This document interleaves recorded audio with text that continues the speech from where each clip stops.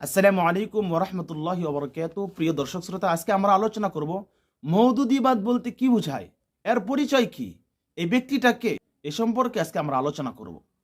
আসলে মওদুদি হলো জামাতি ইসলামের প্রতিষ্ঠাতা আবুল আলা মওদুদি 1321 হিজরি মোতাবেক 1903 সালে ভারতে হায়দ্রাবাদ আওরঙ্গাবাদ থানায় আহমদ হাসান ওরসে তিনি জন্মগ্রহণ করে। তো শুরু থেকেই তিনি উর্দু সাহিত্যিক ছিলেন। তার লেখা বই লাইব্রেরিতে অনেক রয়েছে। তিনি সেই সময় অখণ্ড ভারত ওলামা একরামকে নিয়ে তিনি একটি জামাতি ইসলাম নামে একটি সংগঠন করেছিলেন।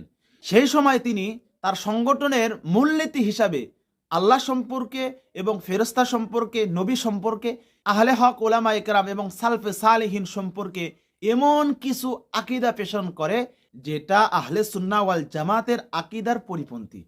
সেই সময় থেকে আমাদের ওলামা ইকরাম যে সময় তার সাথে জামাতি ইসলামের সংগঠনে যোগদান করেছিল, সেই সময় ওলামা ইকরাম তার সঙ্গ ত্যাগ করেছে। তো সেই সময় তার সঙ্গ ত্যাগ করলেও বর্তমান জামানায় আমরা দেখতে পাচ্ছি যে যারা বলতেছে সাহাবা ইকরাম সত্যের মাপকাঠি নয়, এই জামাতের প্রতিষ্ঠাতার নাম হলো আবুল আলা মওদুদি। তো তিনি আল্লাহ সম্পর্কে এবং ফেরেশতা সম্পর্কে এমন জঘন্যতম আকীদা মানুষের সামনে পেশন করেছে, সেই সময় আমাদের আহলে হক উলামা ইকরাম কলম ধরতে বাধ্য হয়েছিল।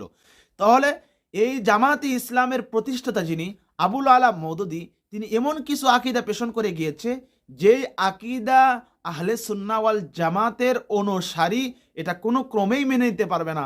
শুধু আহলে সুন্নাহ ওয়াল জামাতের অনুসারী না, একজন কিঞ্চিত পরিমাণ যার ঈমান রয়েছে, যে বুঝমান ব্যক্তি, সেও এই আকীদা মেনে নিতে পারে না। সেই জন্য এর আকীদা থেকে আমাদের অবশ্যই বিরত থাকতে হবে।